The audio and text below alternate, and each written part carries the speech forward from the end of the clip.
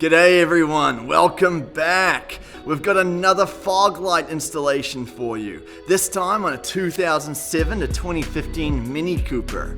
Now we're going to be replacing out the OEM fog lights, or we're going to be putting in new fog lights if your car doesn't have them already.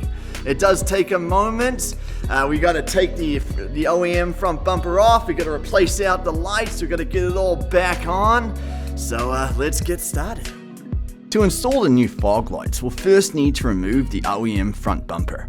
Start by popping the hood to gain access to these 4 plastic clips. We'll need to detach these clips to get the front grille off. Grab a picking tool to quickly remove them. Now carefully peel back the grille to expose the 4 inner clips still holding it to the car. You'll want to use a picking tool to delicately press on each clip as you're pulling outwards with the other hand. Take your time and eventually the grille will pop out. There are 4 of these inner clips on the bottom. They'll need just a little pressure to detach each of them. For the 2 left clips, be sure to press in this direction and press in the opposite direction for the 2 right clips. With the front grille sorted, we can now remove these 2 top bolts on the OEM front bumper. Grab a power tool with the right attachment to quickly remove these 2 small bolts. Now we're heading to the wheel well to detach the front bumper mounting points in this area of the car. Start by removing these 2 clips. These access hole covers allow us to change the light bulbs, but we're not going to remove them for this install. The bottom clip is a standard plastic one, but the top clip requires a Phillips head screwdriver to remove it. Screw it off and we can peel the fender liner back. This will give us access to a couple more clips to remove and the side indicator light.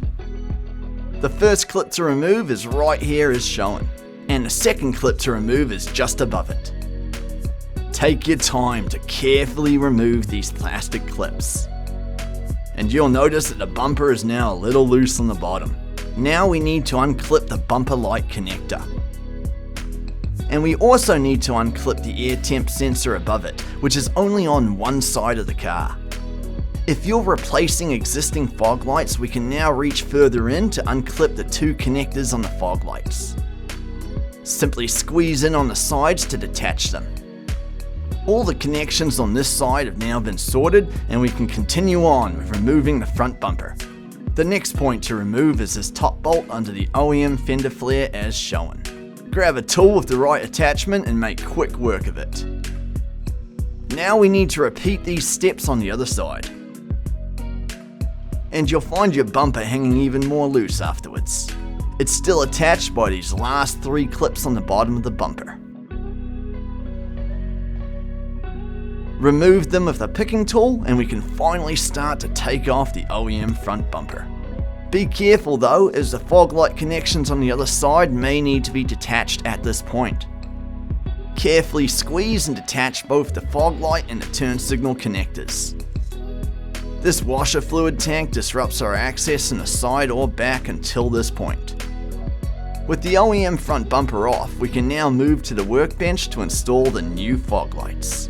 There are 3 small clips to detach on each OEM fog light. Grab a power tool with the right attachment to get them sorted. Now you should be able to easily pull them out. Our new fog lights are nearly identical as the OEM ones, both on the front and on the back. Grab the new fog light and be sure to align it with this bottom point as shown. Insert the new light, align it and screw it in. Take your time, as these lights will be living on your car for a long time. Be sure to use a power tool to tighten everything down. With this side done, we just have to repeat on the other side. The front bumper is now ready with the new fog lights. Let's head back to the Mini Cooper to carefully reinstall it. Start by laying it slightly to the side as shown. That way we can reattach our direct connectors on the side with the washer fluid tank. Reconnect both the fog light and the turn signal connectors. This fog light has now been reconnected and we can continue to resecure the bumper. Align the two top mounting points on each side. Carefully place the front bumper back into position. Now it's just a case of resecuring all of the mounting points. Screw in the 2 bolts on the top of the bumper. Now our bumper is hanging securely and we don't need to worry about it sliding off.